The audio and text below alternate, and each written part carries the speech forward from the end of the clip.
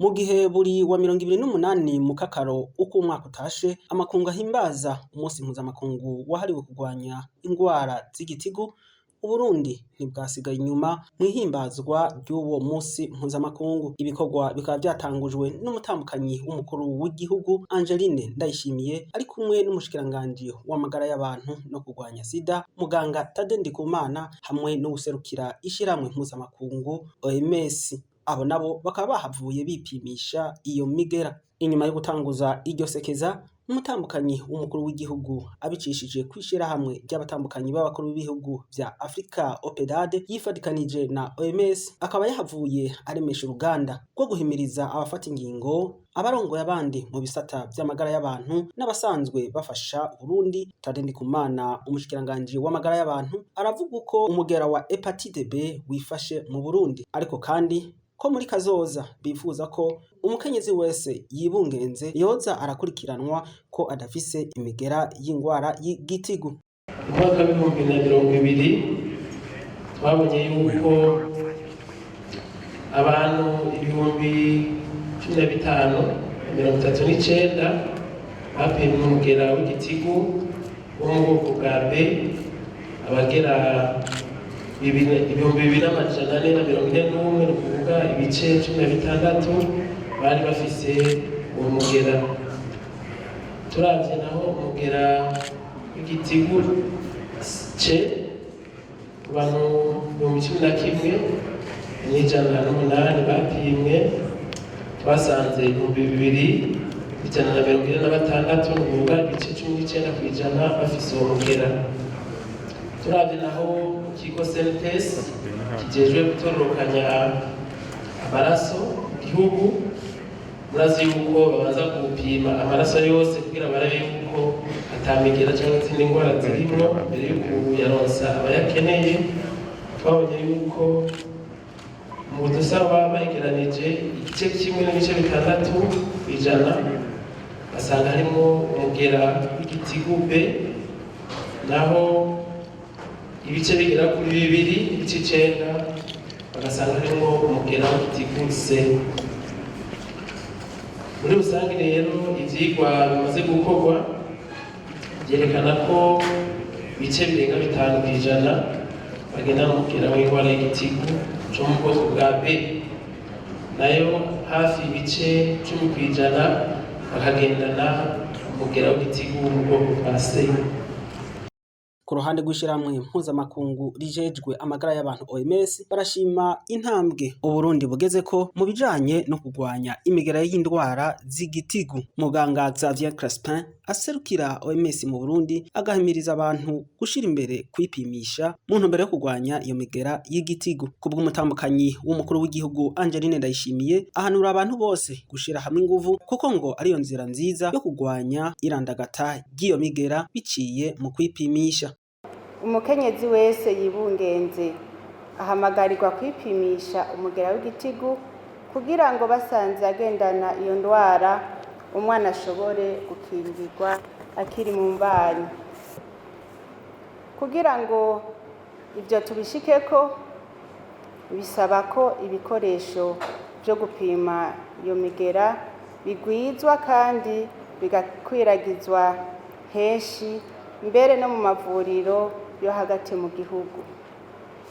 Kubera ko ibipimo byo gusuzuma imigera y'igitigu bizimvye cyane, duhamagariye abasanzwe bashigikira Uburundi mu bijanye amagara y'abantu kugira kigoro gusumba uko bahora,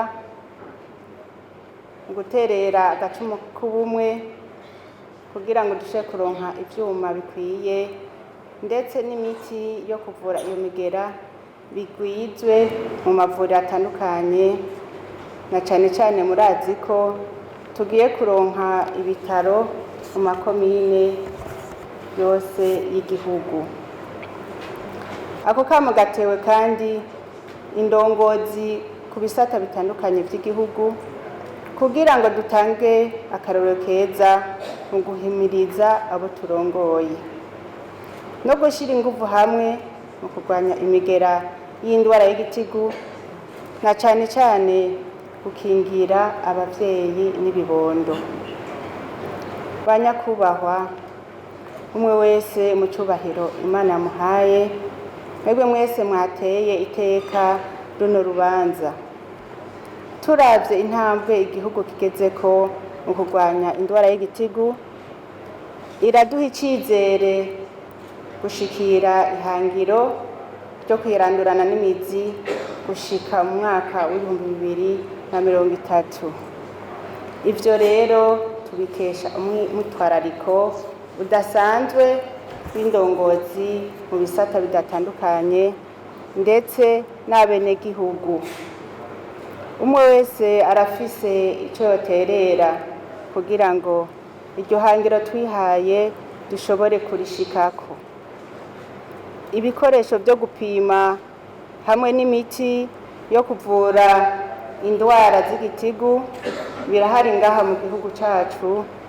Ntibikenewe rero ko umurwayi arinda kwivuza agiye mu mahanga. Banyakubahwa, ndongozi mu nzego zitandukanye z'igihugu muri ngaha, nk'uko icivugo c'uno mwaka kibivuga, duhimirize rero abenegihugu turongoye mu gukurikiza ingingo zikurikira: